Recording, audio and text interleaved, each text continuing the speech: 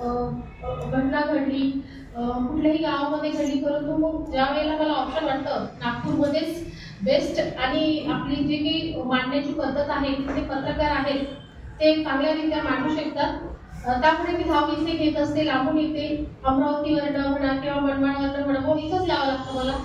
तर आजची जी घटना आहे, गेल्या आजचा जे मुद्दा आहे 3 महिन्याआधी 3 जूनला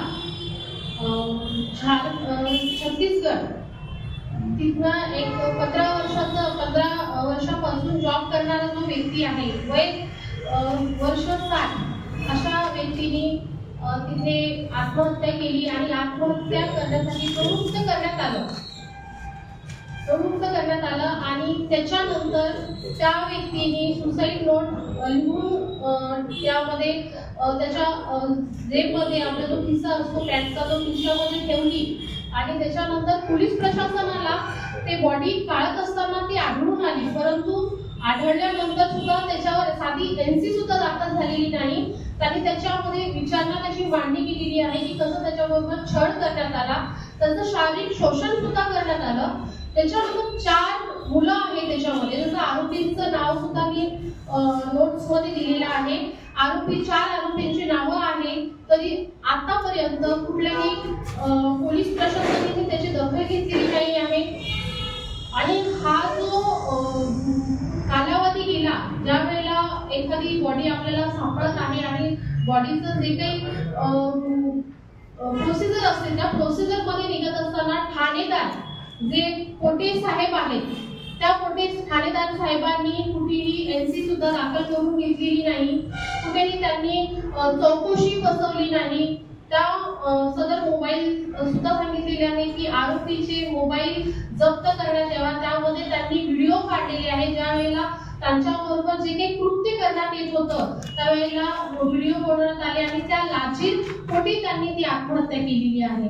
आतापर्यंत कुठेही 15 दिवसामध्ये पीएम रिपोर्ट आलेला नाही आहे. आता 15 दिवसातच पीएम रिपोर्ट येतो, परंतु आज 3 महिने झाले, 3 महिन्यामध्ये कुठेही रिपोर्ट आला नाही.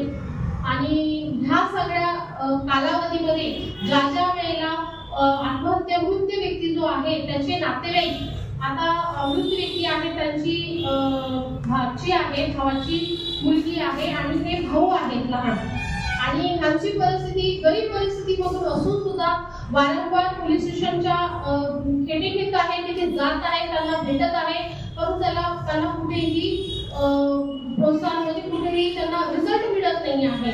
विक्री असं रिझल्ट आलेला आहे किंवा तुमचं पीएम रिपोर्ट आलेला आहे, स्पष्टपणे सांगत नाही आहे, टाळाटाळ करत आहे वारंवार, आणि आम्ही तुमचं समाधान करू अशा पद्धतीने त्यांना डावलण्यात येते असे शब्द सांगून समाधान म्हणजे समाधान काय करणार आहे.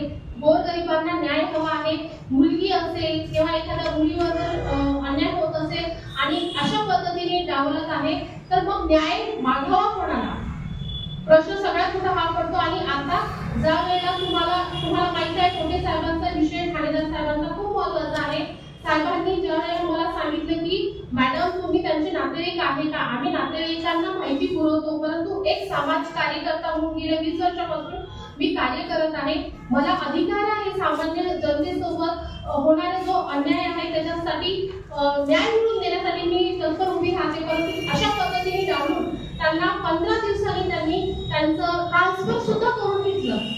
सगळ्यात मोठी गोष्ट म्हणजे वर्धावरनं ह्या केसच्या